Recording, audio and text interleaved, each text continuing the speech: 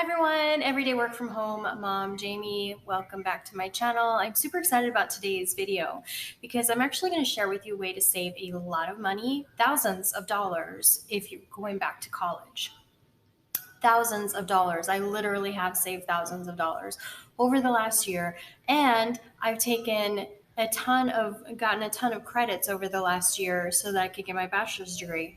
In a couple of months, I'm going to be available to start my doctorate degree. And so I'm super excited about that.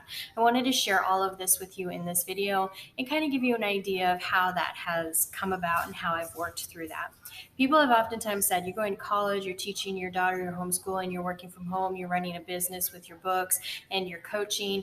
And on top of everything else, I'm basically home taking care of the house. People say, my goodness, you're a very busy lady, and how are you doing it? There are ways to save money, there's ways to save time, and I'm going to share with you how I did that getting my bachelor's degree. So, first of all, I decided that I'm going to go on a path to get my doctorate degree in psychology.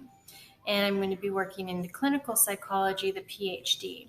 And so I'm super excited to get that started and start that program, which could be a minimum of 5 years, can go all the way up to 9 years for some people, depending upon how they work through the process. I'm super excited to get started on that. And all of my schooling has been online. There's a lot of things that we'll talk about in other videos as far as licensure and things like that, because different states require different licensures. And if you're doing your schooling online, it does not qualify for APA, which is the American Psychological Association board certification, so you have to go different routes. So we're going to talk about all of that in a different video. I just kind of want to give you an idea how legitimate this program is that I've done to get my bachelor's degree, because I am taking my regionally accredited college courses and all of my credits, and I am going to use that to enter into my doctorate program. The doctorate program that I'll be taking will be with Walden University, and it is a clinical psychology PhD program that prepares you for licensure in some states, not all states. Now, if you want to go to a state that it does not prepare you for licensure, and you can go ahead and look into possible reciprocity, great word, and you can go ahead and work down that path. All of that's going to be in a different video. So if you're curious about how that goes, then definitely subscribe to the channel, because we'll talk more about that in future videos. Today we're going to talk about how I got through my bachelor's degree. I literally had almost 3 years of a bachelor program still to take to get my degree. And so I was like, it was a really daunting project. I was thinking to myself, my goodness, it's going to take 5 years for the doctorate, 3 years for the bachelor's, and I just don't have 8 years. I'm 46, and that's a lot of time and energy. So I started searching around. I started talking to my academic counselors at University of Phoenix, which is where I'm getting my bachelor's degree. I'm getting a bachelor's degree of psychology, media and technology. So it's kind of like the industrial psychology or industrial organizational psychology program, only it's a little different. It's media and technology. And I thought, hey, I'm going to go that route and see where that takes me. So when I have that degree, I'm going to take my degree, which I've already talked to Walden University, and I'm going to transfer that over so I could start my doctorate program. To start a doctorate program, PhD program at Walden University for the clinical psychology program, you need a 3.0 or higher for your bachelor's. I am well above a 3.0 in my bachelor's degree, so there's no issue there. And so all is good there. And so I'm working towards finishing up, and then I'm going into that program. So let me talk a little bit about money. So first of all, at University of Phoenix, because I did get a scholarship, it's a little bit over $1,300 every 5 weeks for a new class. So every 5 weeks, I start a new class. And then on top of that, I talked to my academic counselors there to see how I could progress through my program a lot faster and save some money. And they recommended study.com or sofia.edu. Now, I went with study.com. I like the program over there, so I just stuck with study.com, and it carries over higher level courses, as opposed to Sophia is only the first 2 years. Study can carry some 3 year credits that you can pull over.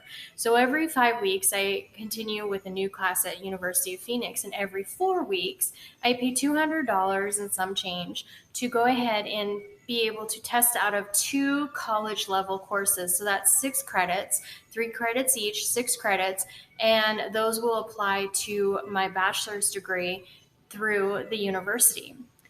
The interesting thing on how it works is it's either pass or fail. You pass or fail. Now, my GPA at University of Phoenix is pretty high. I'm very proud of it, and so I'm excited for that. I was excited to get my course grades for study.com to transfer over to University of Phoenix. Unfortunately, that's not how it works. It's a pass or fail. So if you need to work on your GPA getting higher, you may need to take more classes at your university to bring that average up. But if you have a high GPA, this is a great program for you, because you're basically just testing out of classes, getting pass or fail. You get the college course credit, and you're moved forward with your degree progression. So every month, 4 weeks, I would go in and I would take 2 finals. So basically, what would happen is you would go ahead and call up your college and see what classes you could take that will count towards your degree. Always, always, always call your college and make sure the classes that you're going to take will count towards your degree.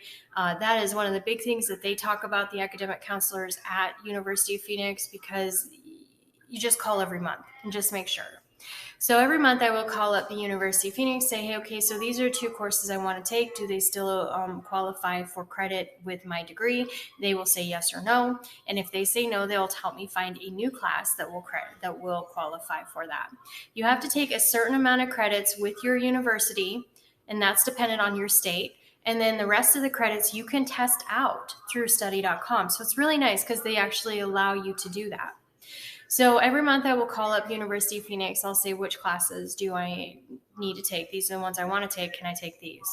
Then they'll say yes or no, and then I'll start working on that. I'll go to the class on study.com. I'll enroll in the class, and then I will take what's called a placement test. And you can test out to 30% of your class.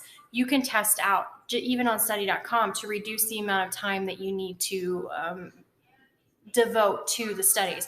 If you know the program material, you know the information, like say Accounting 101 or English 105, which is English Composition 2 for college, then being able to test out as much as possible on that is great. However, you can only test out and get placed out of 30% of that course on study.com, and then you still have to take all of the other classes that are required for that degree to qualify. You will have to do any kind of assignments that are due. For example, I'm going to take English 105, which is the one I recently finished. So you take English 105, which is English Comp 2 for college. And I basically did the classes. I tested out about 30% of the class. I did the classes, which is usually 5 to 10 minute videos that you have to listen to. Then you take a quiz afterwards. You must pass the quiz with an 80% or higher to be able to move on.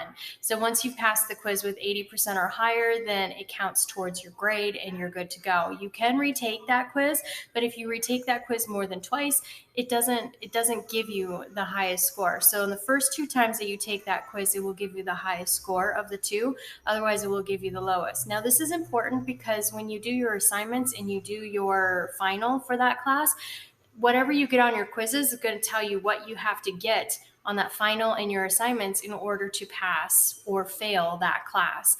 They do give you a final grade. They actually grade it and tell you this is your final grade. However, the university just takes pass or fail.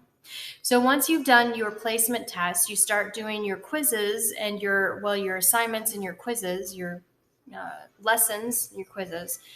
They'll tell you through the course that you have these assignments. For example, with English 105, I had 3 assignments due. I had a research proposal that I needed to do. I had a research paper that I needed to do, which could have been based off of my proposal or not. It was totally up to me. Of course, I did base it off my proposal, making that research paper a lot easier to write.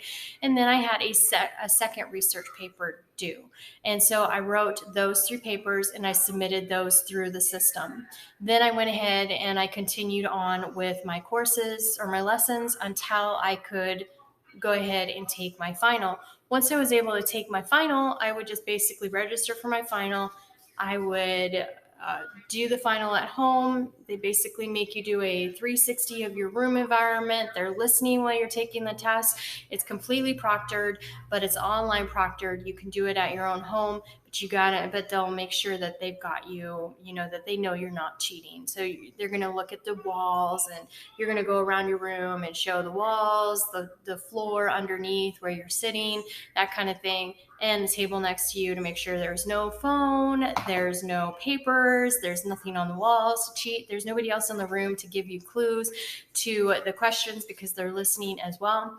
And you basically just take that test. It's usually about a 100-question test, and you'll know before you even take the test what percentage you need to get to pass that test. Now, I say usually because I've taken other tests where it was like only 80 questions. So you're going to know before you take the test how many you need to get correct to pass that class. You can retake the test twice, and if you pass the second time, they'll take the highest grade. Even though when you pass it or when you transfer it over to your university, it's just pass or fail. At least with University of Phoenix, it is. So then you just work through that. You've got 2 classes you can test out of every month, and that's just for $200. So instead of paying $1,300 for 2 classes, which is actually $2,600, I paid $200 for that month. And I saved $2,400 on those 2 classes that I test out of. That's how you save thousands of dollars on your bachelor's degree without, very easily. And I have taken 18 courses, and I have 4 more that I'm taking before I finish my degree. So I've taken 18 courses, tested out of those 18 courses through study.com, and you could do the math. So I basically did save a ton of money while I was working through my bachelor's degree, and it was in partnership with University of Phoenix. So it really worked out really great. I highly recommend them. I'll link them up down below, study.com. But when you do enroll in study.com, do make sure that if you're going to work on getting your college course credits for study.com, that's why you're doing it. You've got a lot of courses over there. It's not just college courses, but you can take college courses or take different courses. I'm going to link them up down below. Make sure that when you sign up for study.com, you do talk to your university and make sure that the credits that you're taking with that within your degree will transfer over. I'm sure there's some colleges that are not going to take study.com courses, but there are a lot of colleges that do. So it's really a great program, and it really helps out people who are really trying to save some money and get through their bachelor's degree so that they can move on to their upper division courses, or just basically get their bachelor's degree but not spend thousands and thousands of dollars on your bachelor's degree. College is getting expensive, and it continues to rise with inflation. So I thought this was a really important video to throw together for you and share with you my experience with study.com partnership with University of Phoenix. I have found it very successful. I have found that without study.com, I wouldn't be even in the position to go into a doctorate degree program, because I would still be going through my courses and I would still have 2 more years left to finish my bachelor's degree, about 2 years left to finish my bachelor's degree. And so I was looking at, when I started this process, 8 years, and I brought it down to 6 years, which I think is remarkable. I think that's remarkable. Now, the courses that you're going to be taking, a lot of them are, first and second year courses. I think I have a couple, third year courses that fell in there that qualified. And so you're not taking your core classes for your bachelor's degree. And I think that's really important to point out that those core classes still have to be taken at the university. No ifs, ands, or buts about it. You still have to take those core classes at the university. But all of those humanity classes, the math classes, the extra science classes, all of those, social studies classes, all of those can be taken through study.com. And it depends upon your state how many courses you can test out of. They definitely do have different levels for different states. I know this because I talked to somebody who at University of Phoenix who was in California, and they said, "Well, I think you've done more courses than you can do on." They basically said, "You can't do any more courses." I said, "Okay, but I'm in Arizona, so can you relook at that?" Because the individual I spoke to said that I'm perfectly fine with taking more courses. So do ask questions and make sure that you really do know what's going on. I had to do that, and I'm glad I did, because otherwise I might have had to take more courses, and I didn't really have to. So it's all dependent upon your state. But I think it's a really great program. I think it's really great that the colleges are offering that. Not all of them, but the ones that do, I think it's really great that they're offering that. Colleges know that it's getting expensive and inflation is not helping us out there. So I think it's wonderful that they're offering those kind of programs. And if you're in college, you definitely want to take advantage of that. So that's it. That's how I saved thousands of dollars and cut my study time